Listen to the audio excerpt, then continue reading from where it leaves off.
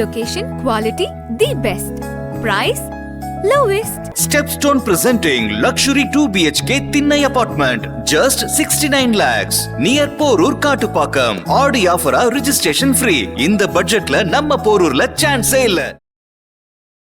ஒரே நாளில் உனக்கு வந்து வேலை இல்லைன்னு சொல்லி வெளியே அனுப்புறதுன்றது உச்சபட்ச மனிதாபிமானமற்ற செயல். இதில் கூடுதலாக நம்ம கவனிக்க வேண்டியது என்னன்னாக்கா, இந்த விளிம்பு நிலை மக்கள் மேலே வருவதை விரும்பவே இல்லையா திமுக அரசாங்கம்ன்றது தான் யதார்த்தமான ஒரு கேள்வி. கொஞ்சம் கொஞ்சமாக பொருளாதார ரீதியாக மேம்பட்டு இப்போ தான் வந்து 15 வருஷம் உழைப்புக்கு பிறகு ஒரு 20,000, 18,000, 20,000, 25,000 சொல்லி மேலே வந்திருக்கிறாங்க. அவங்களும் மறுபடியும் ஜீரோவுக்கு தள்ளி. நான் மஸ்துக்கு அங்கே போய் உட்காந்துருக்க பிளாட்ஃபாரத்தில் ஒன்று யார் போய் உட்கார சொன்னா? வேண்டியதானே வீட்டுக்கு. நீ வந்து ரோட்டில் உக்காந்துக்கிட்டு என்னத்தையாவது தயாரால் பண்ணிட்டு உக்காந்துருப்ப.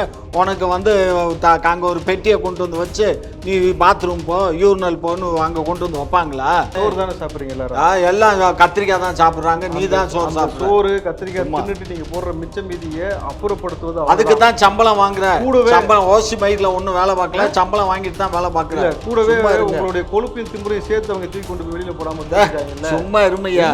உங்களுக்கு என்ன அவ்வளோ எகத்தாலுங்க வேண்டிய? அவர் யார் வீட்டுக்கு வந்துட்டு போற மாதிரி புறவாசல் பக்கம் வந்துட்டு போறீங்க? ஒவ்வொரு நபரா வந்து திமுக காரன் ஒரு 10 பேர் அனுப்பி குப்பையில சொல்லுங்க. நாங்க எதுக்கு குப்பையில? நாங்க எதுக்கே குப்பையில போறீங்களா? நாங்க போறீங்களா? நீங்க அல்றீங்களா? நாங்க எதுக்கு அப்ப அலனா? நீங்க தான் அலணும். அது தெரியும். ஏங்க அவங்களையும் அல விட மாட்டீங்க, அவங்களே வேலை செய்ய விட மாட்டீங்க, நீங்களும் அல மாட்டீங்கன்னா எனக்கு எகத்தால. அருமையான முறையில் வேலை செய்யறாங்க அப்படின்னு சொல்லி வாழ்த்து பாடினது ஸ்டாலின் அவர் தான். இப்போ அந்த மூஞ்சி எங்க கொண்டு போயிடுச்சு என்னது?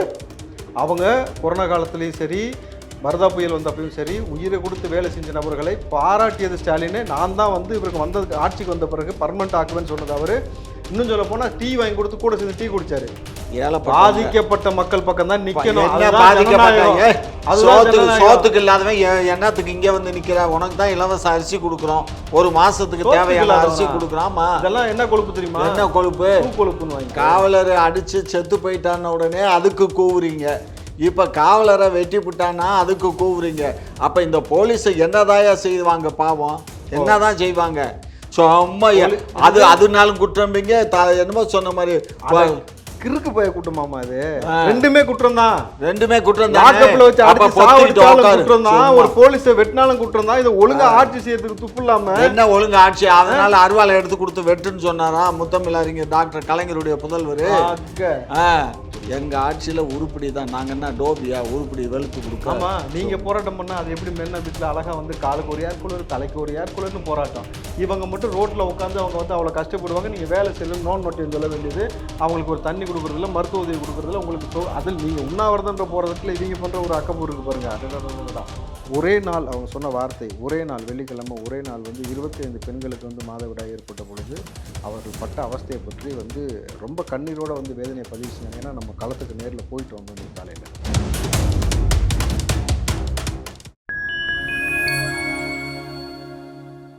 ஃபைன் டைம் மீடியா நேயர்களுக்கு வணக்கம். இன்றைய நிகழ்ச்சியின் சிறப்பு விருந்தினர்கள் திமுகவின் மூத்த முன்னோடி முனைவர் காமாட்சி நாயுடு அவர்கள் மற்றும் ராவுத்தர் இப்ராஹிம். இருவருக்கும் வணக்கம். வணக்கம். வணக்கம். தொடர்ந்து 6 நாளா துப்புரவு பணியாளர்கள் வந்து போராட்டம் நடத்திட்டு இருக்காங்க.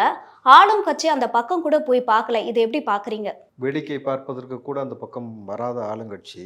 வேதனைக்குரிய விஷயம் என்னன்னாக்கா, 6 நாளாக அந்த தெருவோரங்களில் நடைபாதையில் அந்த துப்புரவு தூய்மை பணியாளர்கள் வந்து இருக்கிறாங்க. உச்சபட்சமாக கொரோனா பாதிப்பு ஏற்பட்ட பொழுது அவர்கள் தான் ஒட்டுமொத்தமாக கிட்டத்தட்ட பார்த்திங்கன்னா உறவுகளே வந்து இறந்த நபர்களை வந்து தொட்டு தூக்குவதற்கு அஞ்சிய நிலையில் வந்து நேரடியாக இடுகாட்டுக்கும் சுடுகாட்டுக்கும் அழைத்து கொண்டு போய் விதைக்கக்கூடிய வேலையாக இருந்தது. அந்த நிலையில் இந்த தூய்மை பணியாளர்கள் தான் முழுக்க முழுக்க அதை இறங்கி எல்லா வேலையும் செய்தார்கள். இன்றைக்கு அந்த தூய்மை பணியாளர்களை குப்பைகளை போல தூக்கி எறிந்திருக்கிறது இந்த திமுக அரசாங்கம். ஒரே நாளில் உனக்கு வந்து வேலை இல்லைன்னு சொல்லி வெளியே அனுப்புறதுன்றது உச்சபட்ச மனிதாபிமானமற்ற செயல். இதில் கூடுதலாக நம்ம கவனிக்க வேண்டியது என்னன்னாக்கா, இந்த விளிம்பு நிலை மக்கள் மேலே வருவதை விரும்பவே இல்லையா திமுக அரசாங்கம்ன்றது தான் யதார்த்தமான ஒரு கேள்வி. அவங்க கொஞ்சம் கொஞ்சமாக பொருளாதார ரீதியாக மேம்பட்டு இப்போ தான் வந்து 15 வருஷம் உழைப்புக்கு பிறகு ஒரு 20,000, 18,000, 20,000, 25,000 சொல்லி மேலே வந்திருக்கிறாங்க. அவங்களும் மறுபடியும் ஜீரோவுக்கு தள்ளி ரோட்டில் கொண்டு போய் நிப்பாட்டி ரொம்ப உச்சபட்ச வேதனையாக அந்த பெண்கள் சொல்வது, அவர்களுக்கு வந்து இந்த மழை 2 நாளைக்கு முன்னாடி மழை வந்தபோது ஒதுங்குவதற்கு கூட ரிப்பன் பில்டிங்குள்ளே அனுமதி கொடுக்கல. ஒரே நாள் அவங்க சொன்ன வார்த்தை. ஒரே நாள் வெள்ளிக்கிழமை ஒரே நாள் வந்து 25 பெண்களுக்கு வந்து மாதவிடாய் ஏற்பட்ட பொழுது அவர்கள் பட்ட அவஸ்தையை பற்றி வந்து ரொம்ப கண்ணீரோடு வந்து வேதனையை பதிவு செஞ்சாங்க. ஏன்னா நம்ம களத்துக்கு நேரில் போயிட்டு வந்தோம் நீ காலையில். அப்போ அந்த பெண்களுடைய வலி வேதனை எதுவுமே புரியாமல் அந்த பெண்கள் சொன்னது எந்த அளவுக்கு பாதிப்புக்கு உள்ளாக்கியிருக்கோம்ன்றதை கனிமொழி வந்தால் நாங்கள் நிச்சயமாக அவரிடம் காமிப்போம். எங்கள் கணவருக்கு கூட தெரியாத விடயங்களை எல்லாம் இன்றைக்கு வந்து எங்களோட இங்கே போராட்டத்தில் களத்தில் நிற்கக்கூடிய ஆண்கள் வந்து அந்த பேடை வாங்கி கொடுக்குறாங்க. இப்போ நாங்கள் எங்கே போய் அதை வச்சு மாற்றுவோம், எப்படி டிஸ்போஸ் பண்ணுவோன்றது ரொம்ப மனம் வந்துருக்கிற என்ன மஸ்துக்கு அங்கே போய் உட்காந்துருக்க பிளாட்ஃபாரத்தில் உன்னை யார் போய் உட்கார சொன்னா? போக வேண்டியதானே ஓ வீட்டுக்கு. நீ வந்து ரோட்டில் உக்காந்துக்கிட்டு என்னத்தையாவது தயாரால் பண்ணிட்டு உக்காந்துருப்ப. உனக்கு வந்து அங்கே ஒரு பெட்டியை கொண்டு வந்து வச்சு நீ பாத்ரூம் போ, யூரினல் போன்னு அங்கே கொண்டு வந்து வைப்பாங்களா? ஏயா நீ போக வேண்டியதானே, போய் பண்ணு. சோறு தானே சாப்பிட்றீங்க எல்லாரும்? எல்லாம் கத்திரிக்காய் தான் சாப்பிட்றாங்க, நீ தான் சோறு சாப்பிட்ற. சோறு கத்திரிக்காய் தின்னுட்டு நீங்க போடுற மிச்ச மீதியை அப்புறப்படுத்துவது அதுக்கு தான் சம்பளம் வாங்குற. சம்பளம் ஓசி மைக்ல ஒன்னும் வேலை பார்க்கல, சம்பளம் வாங்கிட்டு தான் வேலை பார்க்கல. கூடவே உங்களுடைய கொழுப்பையும் திமுறையும் சேர்த்து அவங்க தூக்கி கொண்டு போய் வெளியில போடாம இருக்காங்கல்ல. சும்மா இருமையா, உங்களுக்கு என்ன அவ்வளவு எகத்தாலுங்க வேண்டி அவர் யார் வீட்டுக்கு வந்துட்டு போற மாதிரி புறவாசல் பக்கம் வந்துட்டு போறீங்க? ஒவ்வொரு நபரா வந்து இங்க பாரு, என்னத்துக்கு நீ வந்து பண்ற? எதுக்கு ஒரே நாள்ல வெளியில போன்னு சொல்றீங்க? வேலை விட்டு வெளியே. ஆமா, இப்ப நாங்க கான்ட்ராக்ட் கொடுக்குறோம். யாருக்கு வேணாலும் கொடுப்போம். ஹைதராபாத்துக்காரன்னு கொடுக்குறீங்க. அது ஹைதராபாத் இருக்கும். தெலுங்கு ஒண்ணு சேருதோ? ஹைதராபாத் கொடுத்தாங்க, டெல்லிக்காரனு கொடுத்தா உனக்கு என்னையா? அவன் சுத்தமா 24 மணி நேரம் வேலை பார்க்கறான். கஷ்டம் ஒண்ணு. உங்களுடைய வேலையை செஞ்சது யாரு? இவங்க தானே. ஆமா ஆமா, துப்புரவு இவங்க தானே கொரோனா காலத்துல பாரு. சும்மா இந்த அரசியலுக்காக இந்த மாதிரி எல்லாம் பண்ணாதீங்க. ஒழுங்கா குடுக்கிற வேலையை ஒழுங்கா பார்த்தாக்க என்னத்தையா மாத்த போறோம்? துப்புரவு பணியாளர்கள் யாருமே ஒழுங்கா வேலை பார்க்கல. வேலை பாக்குறது இல்லடா. பார்த்தாக்க எதுக்கு நம்ம மாத்த போறோம்? பரவாயில்ல, திமுக காரன் ஒரு 10 பேரை அனுப்பி குப்பையில சொல்லுங்க. நாங்க எதுக்கு குப்பையில? நாங்க எதுக்கே குப்பையில நாங்க போறீங்களா? நீங்க அல்றீங்களா? நாங்க எதுக்கு போய் அள்ளனு? நீங்க தான் அள்ளணும். அது தெரியும். ஏங்க அவங்களையும் அள்ள விட மாட்டீங்க, அவங்களே வேலை செய்ய விட மாட்டீங்க, நீங்களும் அள்ள மாட்டீங்கன்னா எனக்கு எகத்தால கேக்குறேன். இந்த வேலையெல்லாம் இங்க வச்சுக்காத. சும்மா இங்க நீ போய் அந்த தாங்க போய் நீங்க முட்டு கொடுங்க வேணான்னு சொல்லல. ஆனா வந்து நான் முட்டு கொடுக்கல, உண்மையை பேசுறேன். நான் என்ன சொல்றேன், நீ ஒழுங்கா வேலை பார்த்தீங்கன்னா நாங்க கான்ட்ராக்ட் லேபரை கொண்டு வந்து கொடுக்க வேண்டிய அவசியம் எங்களுக்கு இல்ல. ஒழுங்கா வேலை பார்க்கல, ஒழுங்கா வேலை பார்க்கறது இல்ல. நான் கேக்குறது பதில் சொல்லுங்க. ஏதாவது மண்டை குழம்பாம இருந்தா கரெக்டான பதில் சொல்லுங்க. நல்ல முறையில் வேலை செய்கிறாங்க, அருமையான முறையில் வேலை செய்கிறாங்க அப்படின்னு சொல்லி வாழ்த்து பாடினது ஸ்டாலின் அவர் தான். இப்போ அந்த மூஞ்சி எங்கே கொண்டு போய் பாருங்க. என்னது? அவங்க கொரோனா காலத்துலேயும் சரி, வரதா புயல் வந்தப்பையும் சரி, உயிரை கொடுத்து வேலை செஞ்ச நபர்களை பாராட்டியது ஸ்டாலின். நான் தான் வந்து இவருக்கு வந்ததுக்கு ஆட்சிக்கு வந்த பிறகு பர்மனெண்ட் ஆக்குவேன்னு சொன்னது அவர். இன்னும் சொல்ல போனால் டீ வாங்கி கொடுத்து கூட சேர்ந்து டீ குடிச்சாரு. ஆமா, இப்ப துப்புரவு பணியாளர்களை கூப்பிட்டு பிரியாணி விருந்துமே போட்டீங்களே, அது ஞாபகம் இருக்கா? அது எல்லா ஆட்களையும் நாங்க அனுப்பல. சில அதாவது மண்டலங்கள், புரியுதா? மண்ட குழம்பு போயிருக்கு. அந்த மண்டலங்கள் வாரியா தான் நாங்க இப்ப பண்ணிட்டு வர்றோம். அதாவது ஒரு நேரத்துல வேலை பார்த்தாங்கிறதுக்காக வருஷமெல்லாம் இவங்களை உட்காந்து வச்சுக்கிட்டு சம்பளம் கொடுக்கறதுக்கு அரசு பணம் ஒன்னும் கிடக்கல. அப்ப வேலையே பார்க்காம சும்மா உட்காந்துருக்காங்களே இவங்க. வெளியில போனா போகணும்ல. அவங்க எப்படி துப்புரவு தூய்மை பணியாளர்களை வந்து நீங்க அவ்வளவு இலக்காரமா பேசிக்க? அப்ப விளிம்பு நிலை மக்கள்லாம் உங்களுக்கு அவ்வளவு இலக்காரமா இருக்கு. சமூக ரீதியா நீங்க வந்து அவங்கள வந்து பாக்குறீங்க. இவங்களுக்கு ஆள் சேர்க்கறது அவங்க தான். இவங்க இப்போ முதலமைச்சர் வர்றாருன்னா அவங்க தான், அவங்களே சொல்கிறாங்க. இன்றைக்கி பதிவு செஞ்சது என்கிட்ட ஆதாரம் இருக்குது. முதலமைச்சர் வர்றாருன்னா நாங்கள் தான் ஆள் சேர்க்குறோம், ஓடி துடைக்கிறோம், ப்ளீச்சிங் பவுடர் போடுறோம், அவர் சின்ன பேப்பர் பறக்கடாமல் பார்க்குறோம். இவங்க அப்படியே பகுமானமாக வந்து நின்றுட்டு அப்படியே போகிற வரைக்கும் எல்லா வேலையும் சும்மா என்னையா பேசுற? சும்மாவா பண்ற? நீ சம்பளம் வாங்குற, வேலை பாக்குற, சம்பளத்துக்கு தான் வேலை. சும்மா ஓசி மையத்துல வந்து வேலை பார்க்கலாம். சும்மா நிப்பாட்டு. ஸ்டாலின் கை ஓவரா? ஸ்டாலின் கை காசு போட்டு சம்பளம் கொடுக்குறாரா? அரசு சம்பளம் தான். அரசு சம்பளம்.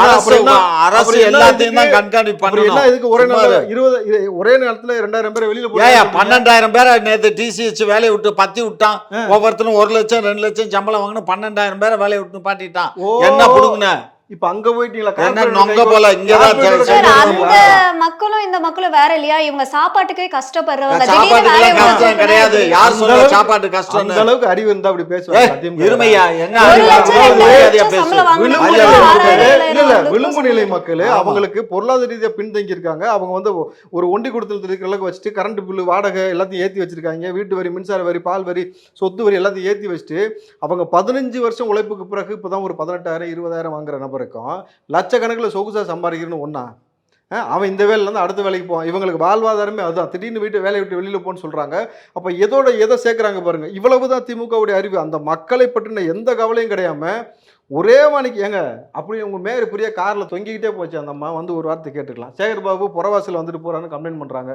ரிப்பன் பில்டிங்கில் முன்னாடி வரலன்ட்டு. மாசு இன்ன வரைக்கும் அந்த நபர்களை வந்து பார்க்கலாமா? சுகாதார இன்மை இருக்குது. அவங்களுக்கு வந்து தேவையான குடிநீர், அவங்களுக்கு தேவையான கழிப்பிட வசதியோ அல்லது ஏதாவது ஒன்று செய்து கொடுக்கணும். நம்ம மக்கள் தானே, நமக்கு தானே ஓட்டு போட்டோம். மேயர் சொல்கிறது என்ன தெரியுமா, அதிமுக பேர்களை வந்து 10 மண்டலத்தில் இந்த மாதிரி எடுத்தாங்க திமுககாரன். அதாவது இவங்க செஞ்ச தப்பை சொன்னால் நேராக அங்கே போயிட வேண்டியது. அதுதான் அவங்க சொல்கிற பதில். அதுக்கு தான் நாங்கள் அதிமுக ஓட்டு போடலை. இந்த முறை திமுக ஓட்டு போட்டோம். திமுகவும் அதே வேலை செய்யல. இந்த வாட்டி பாரு இதுக்கு மேலே இருக்குது உங்களுக்குன்னு இருக்காங்க. இதுதான் யதார்த்தமான கல்வி. ஆமாம், எங்களுக்கு இவங்க தான் ஓட்டு போட்டு காட்டினாங்க. ஆர்கே நகரில் ஓட்டு போட்டது தெரியுமில்ல, பை எலெக்ஷனில். சும்மா இந்த வேலையெல்லாம் ஒழிச்சுக்காத. ஓட்டு போட்டாங்க. அந்த சமூக மக்கள் மேலே வந்துடக்கூடாது. இங்கே பாரு, அந்த சமூக மக்கள் உங்களுக்கு மேலே வரதுல விருப்பம் இல்லை பாரு. இல்லை உங்களுக்கு கடைசி வரைக்கும் சொம்படிச்சுக்கிட்டே உட்கார்ந்துருக்கணும். அவங்களுக்கு வந்து கடைசி வரைக்கும் உங்களுக்கு ஆள் சேர்க்கணும் தானே. எங்களுக்கு அவங்க ஒன்றும் ஆள் சேர்க்க வேண்டாம், இவங்க ஒன்றும் எங்களுக்கு ஓட்டு போட வேண்டாம். எங்களுக்கு ஓட்டு போடுறது மக்கள். தனியாக கைலாச நாடு வாங்கிட்டீங்களா? அதெல்லாம் நாங்கள் வாங்குவோம், எங்களுக்கு தெரியும். உன் வேலை ஏதோ அதை பாரு. இப்படி ஓவரா வந்து என்னமோ அவங்களுக்கு இங்க பாரு, பாதிக்கப்பட்ட மக்கள் பக்கம் தான் நிக்கணும். சோத்துக்கு இல்லாதவன் என்னத்துக்கு இங்க வந்து நிக்கிற? உனக்கு தான் இலவச அரிசி கொடுக்குறோம், ஒரு மாசத்துக்கு தேவையான அரிசி கொடுக்குறோம். இதெல்லாம் என்ன கொழுப்பு தெரியுமா? என்ன கொழுப்பு? கொழுப்புன்னு வாங்க. ஆமா, போய் கேட்டு பாருங்க. நீங்க எவ்வளவு எகத்தால இருந்தா அந்த மக்களை சோத்துக்கு வழி இல்ல, அவனை சோத்துக்கு வழி இல்லாம தெருவில் நிப்பாட்டுறீங்களா? ஏன் யார் சொன்ன சோத்துக்கு வழி இல்ல? அதான் இலவச அரிசி ரேஷன்ல அரிசி கொடுக்குறோம். யார் கொடுக்குறா? அரசு கொடுக்குது இல்ல. மத்திய அரசு கலெக்டர் 6 ரூபா ரேட்டு போட்டு தான் எங்கள்கிட்ட கொடுக்குறான். ஓசி மையத்தில் ஒன்றும் கொடுக்கல. தெரியாம பேசக்கூடாது. மத்திய அரசு கொடுத்துறாங்க. நாங்க ஓசியில தான் கொடுக்குறோம். நாங்க சரி அந்த 6 ரூபாய் அரசு பணத்தை கட்டி வாங்கி ஓசியில அரிசியில ஒரு மாசத்துக்கு சோறை வடிச்சு கொடுக்குறேன். திம்பாருங்க 20 கிலோ கோதுமை போடுறோம், 20 கிலோ அரிசி கொடுக்குறோம். அப்புறம் என்ன 20 கிலோ கோதுமை? முழுக்க இந்த பீகார்காரன் இப்ப வந்து ஹைதராபாத்காரனோட டைப் வச்சுன்னு கோதுமை மைண்டுக்கு வந்துருச்சு. அதெல்லாம் ஒண்ணும் போட கிடையாது. ரேஷன்ல கோதுமை அரிசி தரணும். அரிசி மட்டும் கொடுத்தாலே போதும். அதுல காய்கறி உனக்கு காய்கறி சமைச்சு கொடுத்து புருஷன் பொண்டாட்டிக்கு ஒரு கட்டில் கொடுத்து எல்லாம் வசதி பண்ணி கொடுத்துருவோம். ஆளுகளை பரவாயில்ல. நீங்க தானே நாங்க அரசு வந்து எல்லாமே கொடுக்குது, அப்புறம் என்ன பிரச்சனைன்னு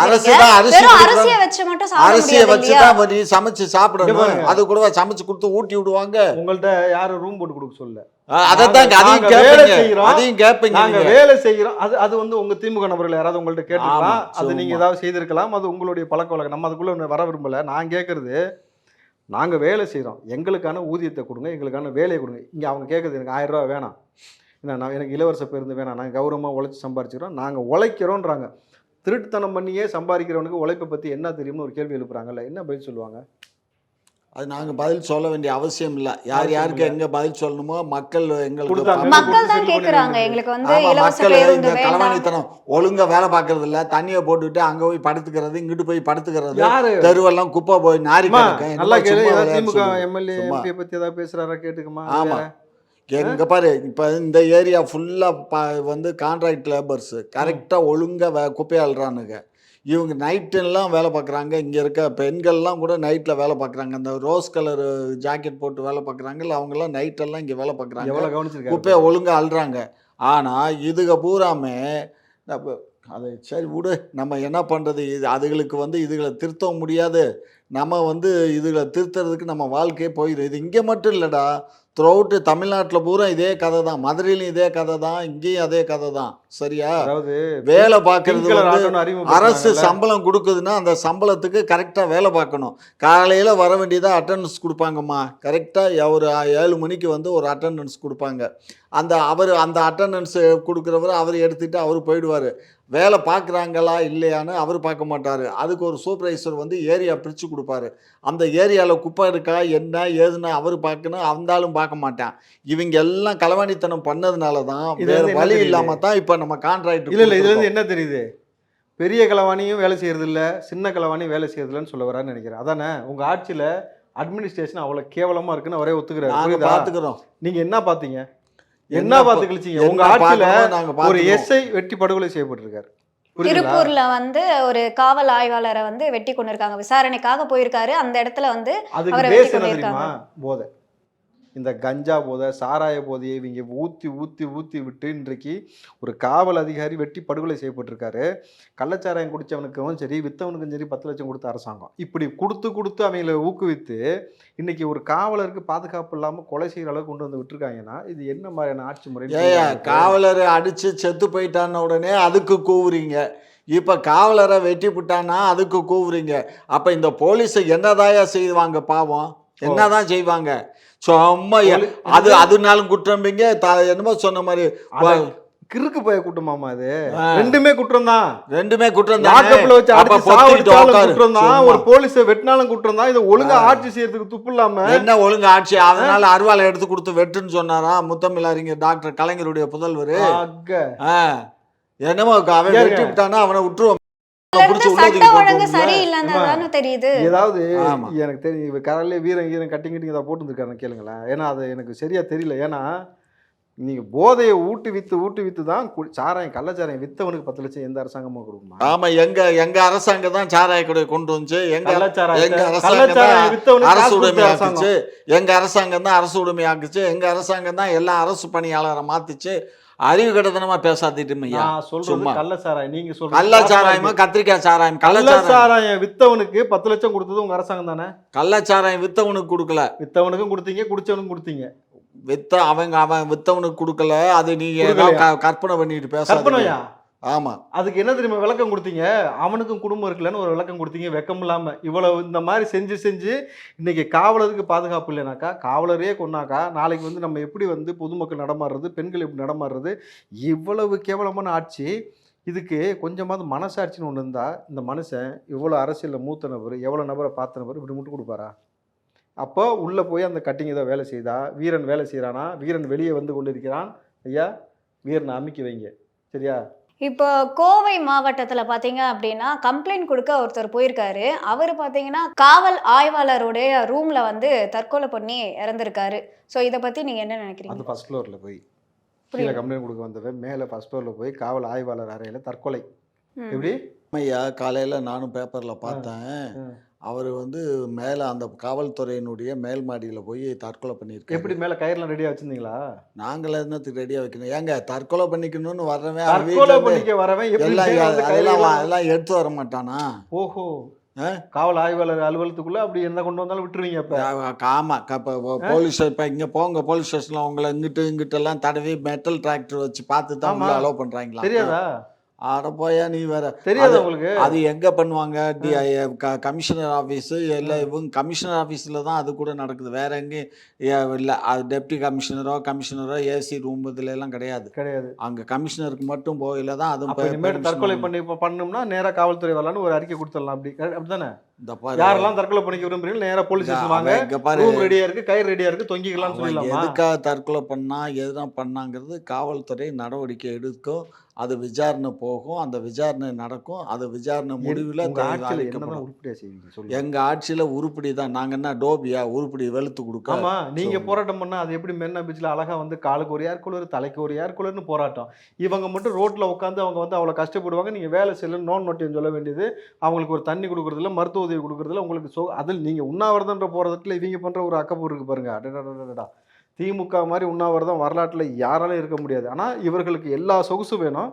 அவன் என்ன கேட்டான்? நீ அப்பன்னு சொல்லிட்ட, எப்படி எல்லாத்துக்கும் அப்பன்னு நீ சொல்லிட்ட, அதனால் வந்து சொத்துல பங்கு கொடுன்னு கேட்டானா?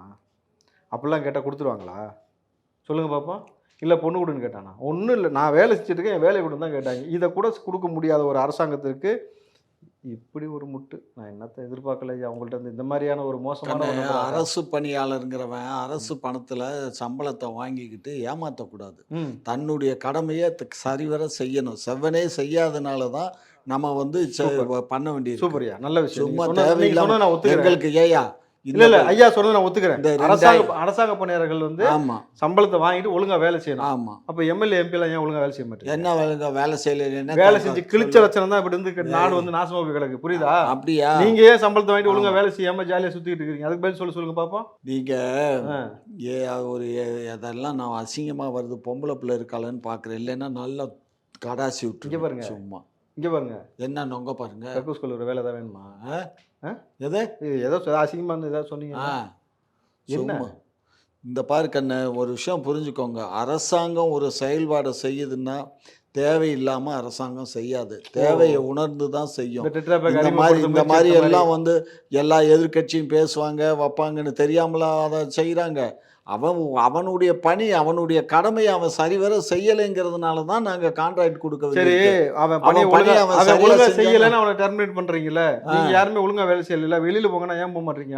அது நாங்க 26ல அது மக்கள் தான், மக்கள் சொல்லட்டும், நாங்க 26ல போயிருவாங்க, இல்ல அனுப்பிச்சிருவோம், மக்கள் சொல்லட்டும், நாங்க போய்க்கிறோம். நீங்க கழுவி காரி இருக்காங்க, சும்மா இருக்கியா? மக்கள் சொல்லட்டும், போய் கேளுங்க எவ்வளவு சாபம் கொடுக்குறாங்க. உங்களை ஆட்சியில வந்து நன்மையை சம்பாதிச்சுன்னா சாபத்தை சம்பாதிச்சுட்டு உட்காந்துருக்கீங்க. இங்க பாரு, நல்லவன் கொடுத்த சாபம் எங்களுக்கு செல்லும். சரி, இது நாரப்பைய கொடுக்குற சாபம் எங்களுக்கு செல்லாது, கவலை விடு. அதை ஒரு நல்லவன்ல சொல்லணும், நல்லவன் தான் சொல்லணும். நாங்க நல்லவன் இல்லாம கேட்டோம். அங்கன்வாடியில கேரளால வந்து ஒரு சின்ன பையன் சாப்பாடு எனக்கு மெனுல பிரியாணி வேணும் கேட்டதுக்கு அங்க வந்து இங்க பாருங்க, உங்களுக்கு என்ன ஆதாரம் காட்டுறேன் பாருங்க, பிரியாணி கொடுத்துருப்பாங்க. புரியுதுங்களா? தமிழ்நாட்டுல அழுகிய முட்டை அலட்சியத்தில் பதில் கேட்டாக்கா நீ வேணா போய் கம்ப்ளைண்ட் பண்ணிக்க சிஎம்கிட்ட அப்படின்னு தூத்துக்குடியில சொல்றாங்க. முட்டை எல்லாம் வருது, ஒரு ஸ்கூல்ல போடுறோம்னா கிட்டத்தட்ட ஒரு 1000 முட்டை 2000 முட்டை அவிக்க வேண்டியிருக்கு. அதுல எல்லாத்தையும் பார்த்து சரி பார்த்து பண்ண முடியுமா? முட்டை கெட்டு போச்சா என்னன்னு சொல்லி எதுல வச்ச மிஷினா இருக்கும் வைக்க முடியும்? இது முட்டை நல்லா இருக்கா எப்படி சரி பார்க்கணும் தெரியாதா? சரி, ஆமா, ஒவ்வொருத்தரும் தண்ணிக்குள்ள போடுவாங்க, அதை எடுத்து ஒவ்வொன்னா அப்படி போட்டு எண்ணெய்க்கு சமைச்சு வருமா? கீதா ஜீவன் சொன்னது, முட்டை அழுகி போன முட்டத்துக்கு மேல மை வச்சாங்களாம், அது மழை பெஞ்சுதான், அந்த மை வந்து அச்சு அப்படியே உள்ள போய் முட்டை கருப்பாச்சான். எங்க எவ்வளவு பேர் விஞ்ஞானி பருத்தி நீங்க பச்சை குழந்தை கொடுக்கறது செக் பண்ணாம பழகி முட்டையை கொடுத்து ஒரு முட்டை ஏற்பட்டு ஏதாவது உயிரிழப்பு ஏற்பட்டு தூக்கி போட்டு வேற முட்டை கொடுங்கன்னு கேட்டு வாங்கி போனதே உங்க ஆட்சி தான்யா, அதான் தூக்கி போடணும்னு முயற்சி எடுக்கிறோம். அவங்க எப்பவுமே இந்த மாதிரியான முட்டை தான் தராங்கன்ற ஒரு குற்றச்சாட்டே வைக்கிறாங்க. எப்பவுமே அழுகுன முட்டை தான் கொடுக்குறாங்க. அதுக்கு சம்பந்தப்பட்ட மந்திரியே அங்கதான் இருக்கு, சோசியல் வெல்ஃபேர் மினிஸ்டர் அந்த அம்மா தான் அங்க இருக்குது. அந்த அம்மா மாவட்டத்துல அந்த அம்மா இருக்கிறதுல அந்த மாதிரி நடக்குமா? இதெல்லாம் இந்த சீமான மாதிரி கட்சிக்காரவங்க, இந்த தாவேக்கா மாதிரி கட்சிக்காரனுங்க இந்த புரட்டு வேலை பண்ணுறதே வேலை. இது ஒரு என்னது விஜய்க்கு முட்டு கொடுப்பாரு, இன்னொருத்தர் வருவார், அவர் ஏர்போர்ட் மூர்த்தி, அவர் யாருக்கு முட்டு கொடுப்பாரு? இவருக்கு சீமானுக்கு முட்டு கொடுப்பாரு. இவங்களுக்கு இதே வேலை. நான் கட்சிக்காரன், நான் தான் திமுக பப்ளிக்கா சொல்றேன், நான் திமுகவுக்கு தான் பேசுவேன், உண்மையை தான் பேசுவேன், போய் பேச மாட்டேன். ஆமா, கொஞ்சம் எந்திரிங்களேன், ரொம்ப காலமா முட்டு கொடுத்து படுத்தே கிடக்குறீங்க. இப்ப ஆம்ஸ்டாங் கொலை வழக்குல வந்து திமுகவுமே தலையிட்டு இருக்கு அப்படின்னு சொல்லி ஆம்ஸ்டாங் அவர்களுடைய மனைவி ஒரு குற்றச்சாட்டை வச்சிருக்காங்க. ஸோ சிபிஐக்கு கேஸை மாற்றணும்னு சொல்லி மனுவும் கொடுத்துருக்காங்க. அந்த அம்மா எப்போ சிஐடி வேலை படிச்சுட்டு வந்தாங்க? அந்த அம்மா சிஐடி வேலை படிச்சுட்டு வந்திருந்தாங்கன்னா நியாயமாக இருக்கும். அந்த அம்மா தான் கட்சி தொடங்கிருச்சு, தனி கட்சி ஒன்று தொடங்கி. ஓஹோ, இப்போ முதலமைச்சர் வந்து ஒவ்வொரு துறைக்கும் எல்லா டிபார்ட்மெண்ட்லையும் படிச்சுட்டு வந்து எல்லாம் பேசிட்டு இருக்காரு தானே? தமிழக வெற்றி கழகத்துடைய 2வது மாநாட்டுடைய நிலைப்பாடு என்ன? அந்த கட்சிக்காரர் நீங்க சொல்றதா நான் சொல்றதா? நீங்க தான் சொல்லணும். ஏன்னா விஜய்னு பேசினாலே வாய் வந்து கோலைக்குது உங்களுக்கு தான், புரியுதுங்களா? திமுக காரனுக்கெல்லாம் ஃபிக்ஸ் வந்த மாதிரி உதறிக்கிட்டே கிடக்குது ஒரு பக்கமா. ஆனா அதை சேகர் பாபு என்ன சொல்லியிருக்காப்புல, இத்தனை நாளாக வந்து பார்க்காத சேகர் பாபு இது குறித்து எங்கேயாவது இந்த மாதிரி பிரச்சனை ஆச்சுன்னா முதல்ல தாவேக்கா போயிடுது, ஒரு அறிக்கை கொடுத்துருது, இதே வேலையாக போச்சுன்றாப்புல. மக்கள் விளிம்பு நிலை மக்கள் பாதிக்கப்பட்ட களத்தில் நிற்கிறது தானே ஒரு அரசியல் கட்சியோட வேலை. சொல்லு, அப்போ போய் சேகர் பாபு தைரியம் தலைவரை போய் பார்க்க சொல்லியா? சேகர் பாபு தைரியம், நீ எடுபடி எந்தத்துக்கு போற போனா உன் தலைவரை போய் இல்ல பாத்துருக்கணும். இப்போ எல்லாத்துக்கும் தலைவர் எல்லாத்துக்கும் ஸ்டாலின். ஆமா, ஸ்டாலின் எங்க போறீங்க தெரியுமா? பிஜேபிக்கு ஏதாவது ஒரு பிரச்சனை அங்க போய் கதை உடைச்சு காலில் விழுறதுக்கு நீங்க போறீங்க.